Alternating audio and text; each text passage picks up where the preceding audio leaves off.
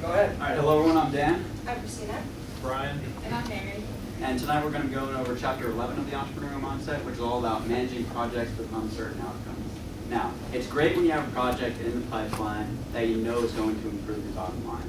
But what about those that you're not entirely sure whether or not it's going to have a positive or negative result? The content in this chapter seeks to resolve that problem.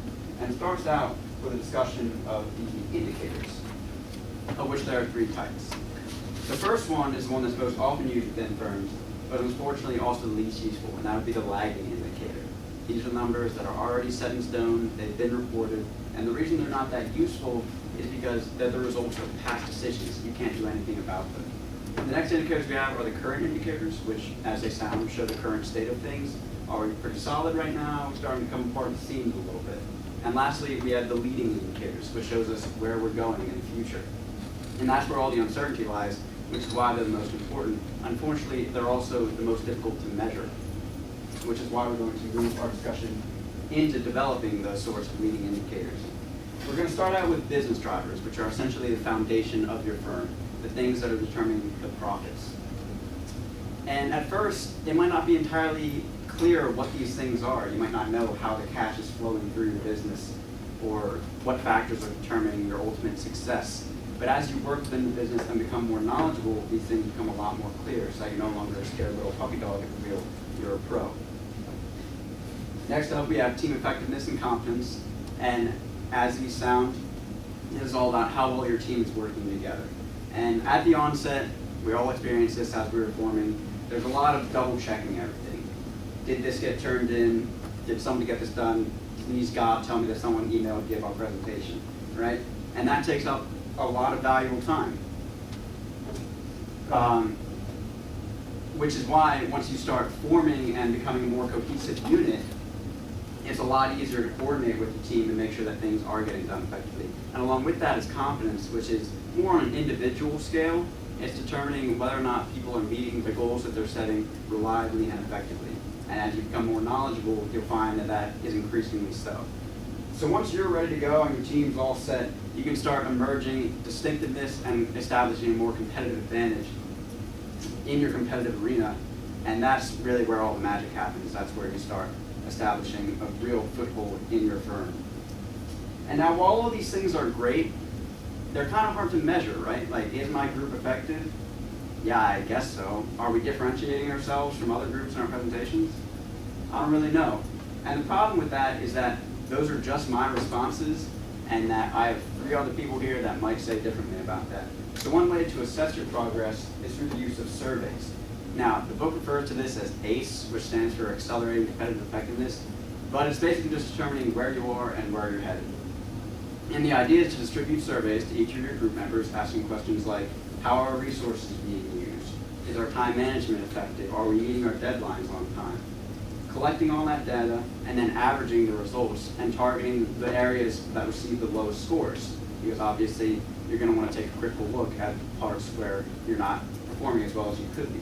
It would also be wise to take a look at the scores that receive the greatest variation, because that shows some discrepancy amongst your team members that might also be worth looking at. And Christina is going to tell you a little bit more about interpreting these results. So in a highly uncertain environment, a lot of projects can get started that you don't know who the customer is, what they want, why they want what you have, or how you're going to meet the customer demands. So one thing you want to do, and how you meet customer I just forgot what I was going to say. Okay, so because of that, you want to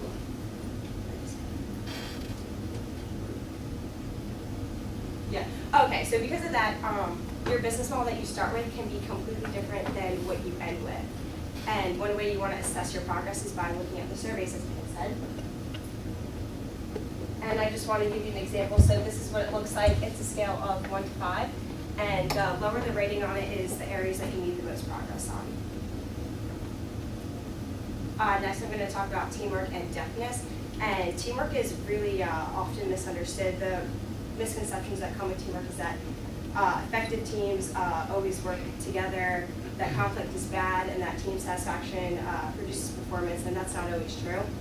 And the 4 components of emergent deftness is interpersonal competence, confidence that others are willing to do what you need, information flows, and feedback. And Brian's going to take it from there.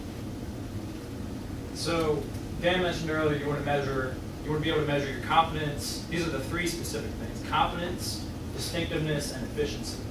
And all of those things can't necessarily be measured objectively, but they can be measured subjectively, again, as Dan mentioned, through surveys. So for competence, you want to be able to measure the convergence between what you're trying to achieve and what you actually did achieve.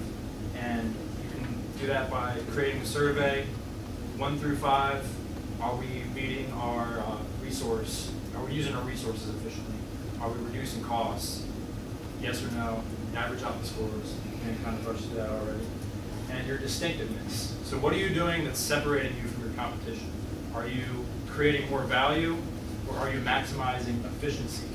And usually businesses will focus on one of the two of those things when they're first starting out. So either you're trying to create a product that's a lot different from anybody else, create more value, or you're increasing your efficiency, reducing costs, and increasing revenue as a result. And all three of these things can be measured with surveys, again, not objectively but subjectively, to give you some idea of what kind of track you're on.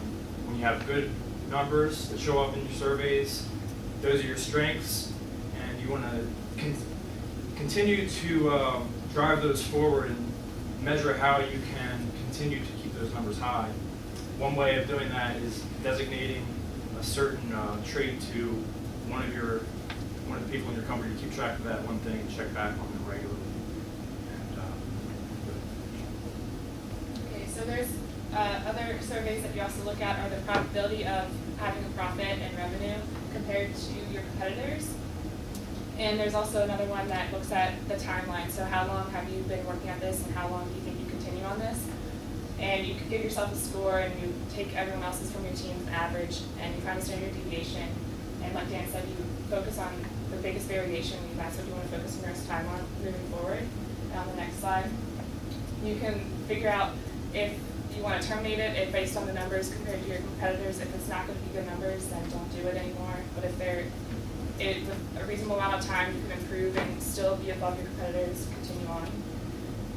But the basic 5 steps for doing this process is have your team and decide what questions are good for your surveys. And then when you have the surveys, agree upon of like what on your surveys is relevant, and from the people's surveys, what to take from it.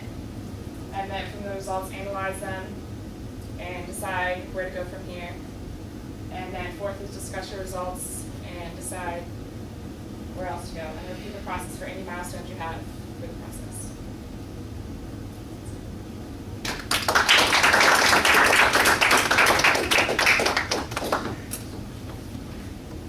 Feedback feed forward for this.